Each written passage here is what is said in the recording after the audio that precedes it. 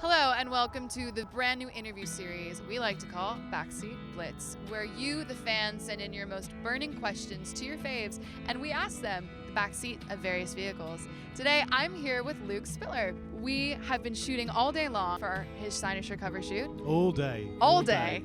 And we have one last shot that requires us to travel to a secret location. This is how it's gonna go. He has the remainder of this drive to answer as many fan-submitted questions as he physically can. If he gets through all of them before we pull up to set, he wins a sponsored prize by LILAC Creative Agency and Dunlop guitars. Woo. I think I saw like 2 or 3 pedals in there. There's some goodies in there. There are. I've seen the box. It's an incredible box. Thank you to LILAC Creative Agency. We're sitting in an 83 Rolls Royce Corniche, courtesy of Classy Chassis Rentals. And the night is young. The night is young. Shall we go? Questions, Let's do some questions. Okay, this is perfect. Lisa McRae asks, why do you wear sunglasses inside all the time? Great question, Lisa. Because that's the rock star uniform. In fact, you should give me these. See, look, it just looks and feels right. I prefer wearing sunglasses. Thank you very much. I mean, Glenn Fry said it best. You can't hide your lying eyes. The sunglasses thing, I mean, look, like... It's just cool, isn't it? Aesthetically, it looks great. You know, I'm in my mid-30s now, and I do get sensitive eyes, and... I don't think you owe them that much of an explanation. Well, you know what? They're going to get it, right? They're going to get it. And the truth be told is, sometimes people bore me to death, right? And when I'm in a room, and I'm having to meet a lot of people, I'll put them on so I can just sort of like daydream and no one notices. That's the thing, is your eyes give away much more than you ever... I mean, I think you can always tell when someone's in love with somebody in the eyes. You can always tell when somebody doesn't like you through their eyes. Take a girl to dinner first, my God. Personally, if I was asked that question, I would just respond no comment. But let's move on, because this is a timed challenge. Molly asks, what song was the hardest to write and record, and why? It was a song called She's Just Like California, which I actually wrote like the best part about maybe 8 years ago, and I just wasn't ever kind of happy with it. I thought the lyric was too simple. I thought the whole song was too simple. I ended up doing 2 different versions of it, and it was actually my little sister and my mum who told me that I completely messed the song up and demanded that I dug out the original demo from a laptop.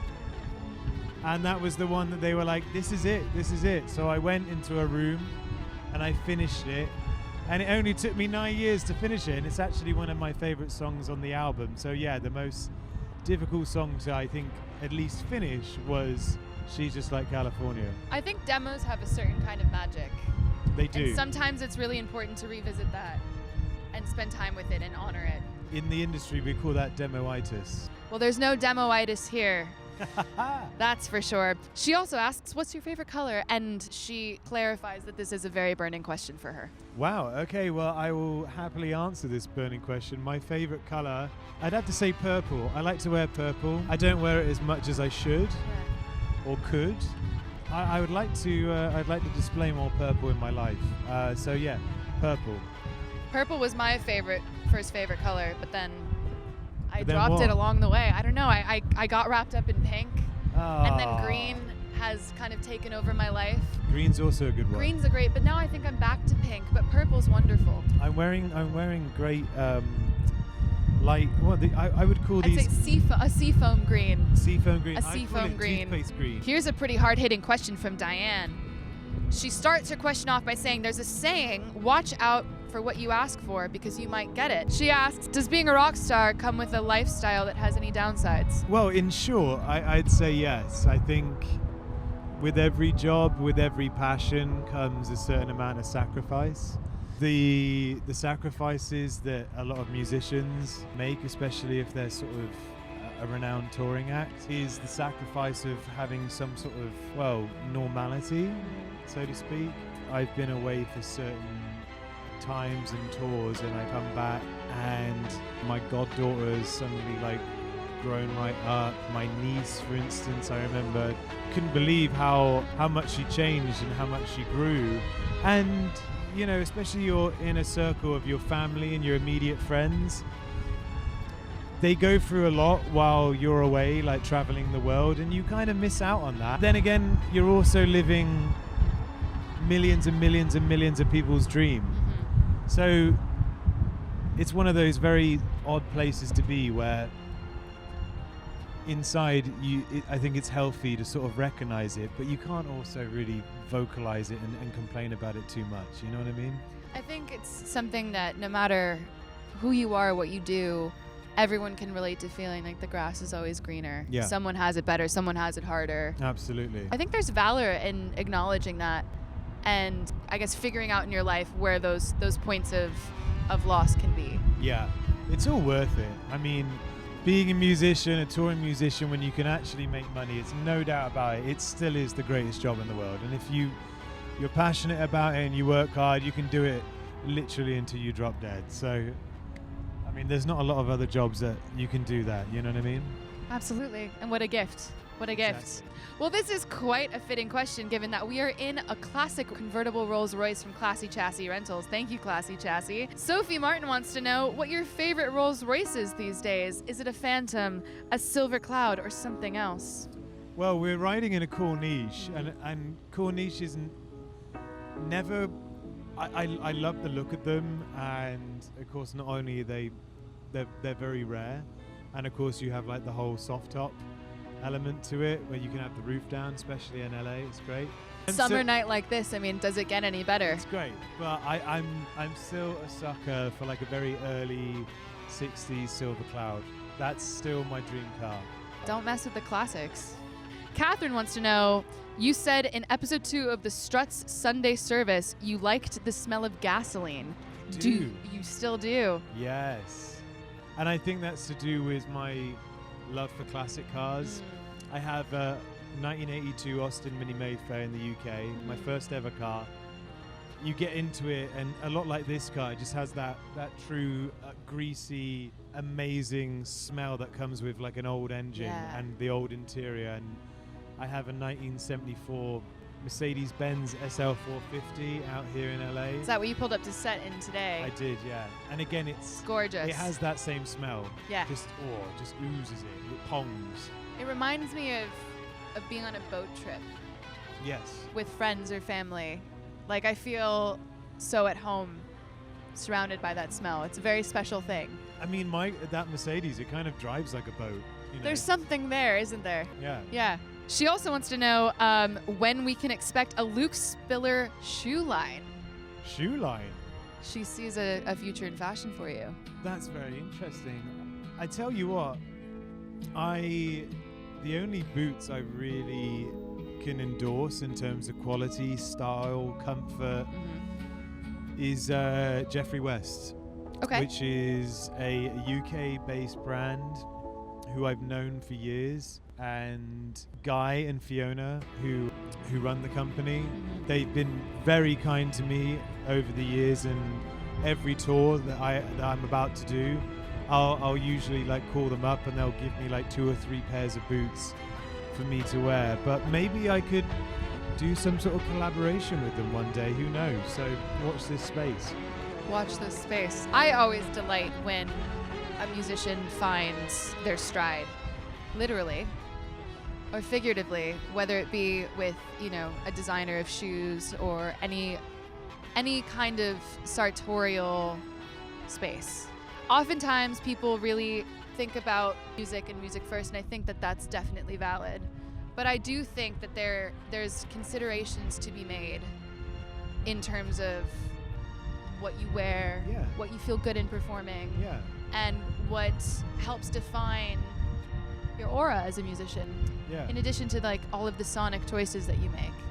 It's almost as important, especially these days. So it's more important than ever to sort of like have your own flair and identity and be proud of it as well. And absolutely. Well, we actually had a mutual friend of ours send in a question. Hello, Scott. Scott wants to know about your Instagram aesthetic. Everything's switched over to black and white with this new solo record. When will you post stuff that's in color, and what's going on there? Thanks, Scott. Great question, Scott. Great Scott. What a great question. Yeah, it's a good question. The truth is, I had a very clear vision with the whole record and all of the music videos that I was going to shoot for it. I've used the same director for all of the visuals. I've done a few things with a few other photographers, but it's mainly been Joseph Lin, my creative director. And I don't know why, but it just kind of felt right. The first video that we shot, it was in black and white. And I thought this could be a running theme, and I wanted that to carry over into my Instagram and have something that was so aesthetically cohesive. Yes. Cohesive. And sometimes when you make a decision like that, 3 months go by, and some people go, oh, I don't know if this is working. So I decided I was going to stick to it, and I continue to do so until I get sick of it. Yeah. Can you speak a little bit more about your experience joining forces with a creative director and locking down a team to help bring those ideas to life? Do you find that to be an important part of one's practice? Absolutely. I've definitely struggled with it in the past, but I think a lot of that really has to do with working with the right people. Someone who, when you have those early initial conversations where it's like you're making references, you're talking about certain visuals, when you're talking to someone who knows exactly what you're talking about, and then you can really bounce off ideas off of, you really have to sort of keep that person as close as possible. That's exactly what I did with Joseph. It was like we did one video and then a shoot, and then we did more videos, and you build something together. It's the difference between working with one producer on an album and multiple. When you're working with one producer or one creative director, you're taking steps together, and you're sort of like trying to progress, and you go on this journey with each other on the whole album cycle. So it's really important. My favorite pairing of creative director and musician, I think, has to be Mick Rock and Bowie. I mean, who exemplifies that phenomenon better? Yeah, exactly. I mean, they were like a real force to be reckoned with, and you know, evidently, like David was very visual and had a very strong vision in terms of what he wanted the band to look like, and Mick, you know, brought everything to what David was doing. But yeah, no, it's a great example. Shirley Hoffman asks a great question. As an artist, what made you realize that it's time to move on from the 21st century dandy alter ego? Do you think you'll ever return to creating more alter egos for yourself? It's a very good question. For the same reasons why I wanted to make a solo record is the same kind of reason that I dropped a lot of the, let's call it, character stage persona kind of thing. And that was solely for the reason to show people and fans who dug everything that I've done with the Struts exactly just who I am. I wanted to just showcase myself more. So less sort of like character driven and more myself. Amazing. You know, putting it frankly. No, I think that's beautiful. I think like having a creative director, alter egos, and again, like all of this really does boil down to a lot of Bowie parallels. But I think that's quite a poignant distillation. There's so many similarities between you and Bowie. There's also a lot of differences. I think it allows for an artist to experiment and play around with different eras and versions of themselves in a way that feels not as permanent. Yeah, and I think there just comes a time in anything, especially art and music, where you kind of just get bored. It's so bored. You get bored, and to keep yourself interested. It's like going undercover. Yeah, you have to sort of evolve and change, and be a little bit brave and take new steps. You know. When I met Luke, I was knee deep in my red hair, fiery red. Yeah, my red hair phase. Ziggy Star Fluff, you were. Anyway, Sophie Martin asks, when will your solo album be released on vinyl, and will there be bonus tracks? Well, truth be told, is the record label dropped me a week after the album came out. So a whole bunch of complications in terms of the physical printing and distribution now of that album, since I don't really know what's happening with it at this moment in time. Okay. But I can tell you that I was in the process of working with a printing factory that were going to do a whole run of my vinyls. So hopefully, fingers crossed, I'll be able to do that again. I think we, this is the moment where we look into the camera. I'll even take my sunglasses off. Hey, record label. Put it out. What up? Put it out. That's what's up. I'm gonna come down there tomorrow morning. You do that. I'm gonna Write them a strongly worded email. I'm gonna write them a strongly worded email. Jump right out of their spam. And they're gonna feel the pain, man. They really will. Anyway, moving on. Oh, here, this seems like an English fan. What is your favorite flavor of crisps? She offers some suggestions, but I'm just gonna let you take this one on your own. My favorite flavor of crisps is pickled onion Monster Munch. I've heard lots about this pickled onion Monster Munch. You're about to go to the UK. I am. Look, I tell you what, a pint of cold beer and a packet of pickled onion Monster Munch is It'll sort you out. It'll sort you out. It's a brilliant combo. Can you explain for the American fans, also myself, I've seen Monster Munch. I haven't had the pleasure.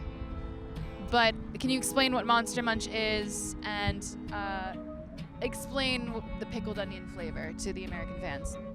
Oh, that's, yeah. It's a tall order. It's a big question. I know. It's an important one. I think so. We're doing the Lord's work here at CYNOSURE Magazine. So firstly, Monster Munch is a brand of crisps that is an assortment of monsters like limbs, like hands. Sure.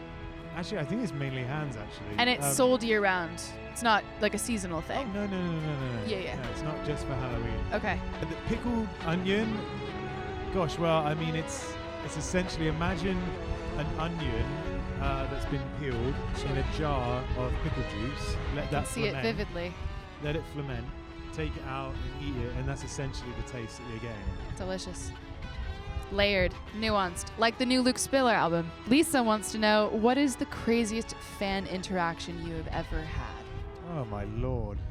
Can you even boil it down to one? Gosh, the craziest fan interaction I have ever had. It's kind of, it kind of makes my mind go a bit blank because I meet so many wonderful characters. I mean, the Struts fans, for instance, are a very colourful bunch. When we're on tour, I'll meet certain individuals and think, wow, like you're such a unique person. The most unique interactions really are the moment when you first step out on stage and it's like the first song and just seeing and feeling the room and the energy just go woof and come right up. That's enough to sort of like blow me away and I guess is a perfect answer to that question. That's a beautiful interpretation of that question. I love that. I think you might have had one today. I think my mother is your biggest fan. Really? She is cool. Your mum's very cool. Jeannie's pretty cool. Joe wants to know, Joey, Joy? Someone wants to know, are you currently dating anyone? Am I currently dating anyone? What, officially or unofficially? Does it say? It just, the question stands, are you currently dating someone? If not, why? Why? I mean, well, firstly, I'm not in a committed monogamous relationship. Why? I have a pretty amazing life. And I really love my freedom. And of course, my job also requires me to spend a lot of personal time writing, traveling all over the world. It was hard enough being in the Struts, right. And now I have my own career now as a solo artist. It's like, it's almost that room that was potentially there for a relationship is almost being filled by, all things solo career. So now it's kind of even harder. I've kind of bit off more than I can chew, really. I think that's an exciting time. I think you're at the precipice of something, I mean, because you're still making music with the Struts. Of course, yeah. So I think it's, typical of somebody going on a solo journey to sort of abandon a project, or maybe walk away from it. Maybe abandon isn't the right word, but sort of depart from a project and take on a solo journey. You are doing both at the same time, which is a lot to take on. It is. It's impressive, and I think that makes perfect sense. Yeah, exactly. Exactly. Vera asks a really interesting question. Do you find that you're more creatively productive when you're in love or when you're in heartbreak? It's got to be heartbreak, isn't it? Right. Yeah, I'm sorry. Right. It's a tough pill to swallow for many people out there that might be writers that are in healthy relationships. When you're pining over someone or you're hurting over someone, I mean, it's the oldest story in the book. It's like, think about all of those amazing Adele albums. You know? I mean, there's an Adele CD in this car right now. Mel has Adele locked and loaded.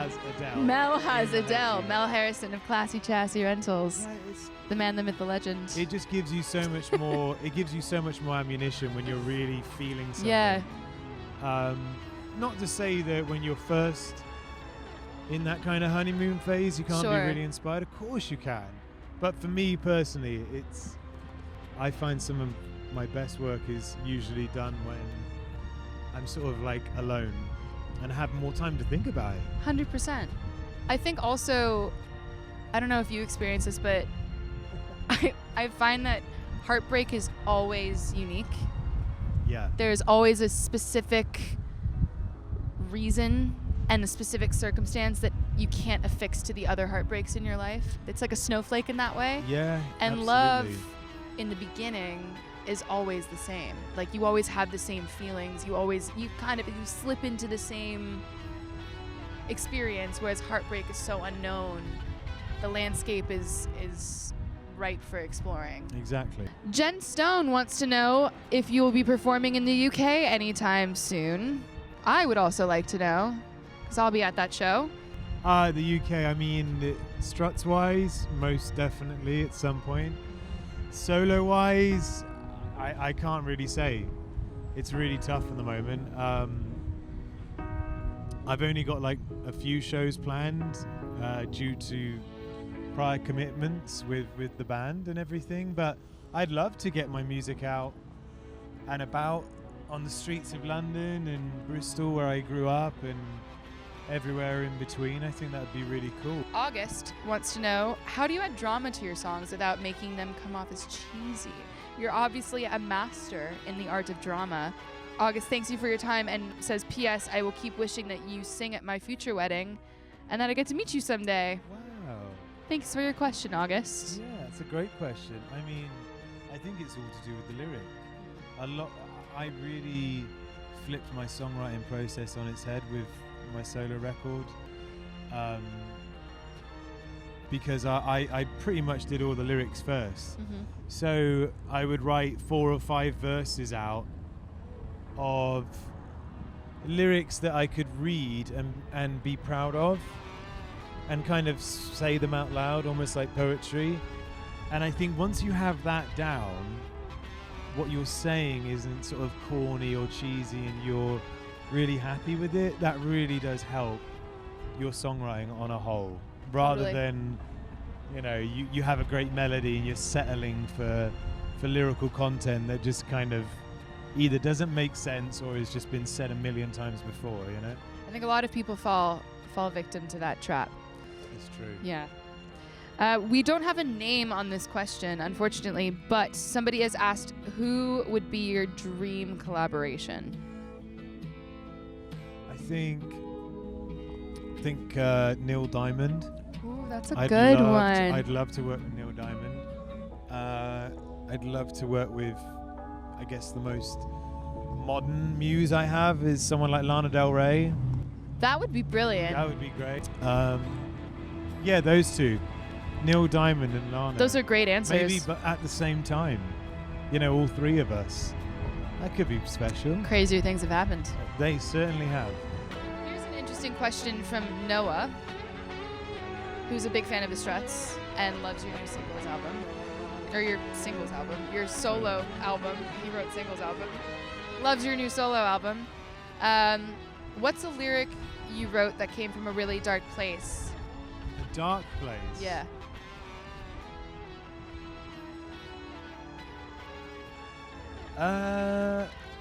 It's not really a dark album. Well, actually, no. I mean, come to think about it, probably the title track.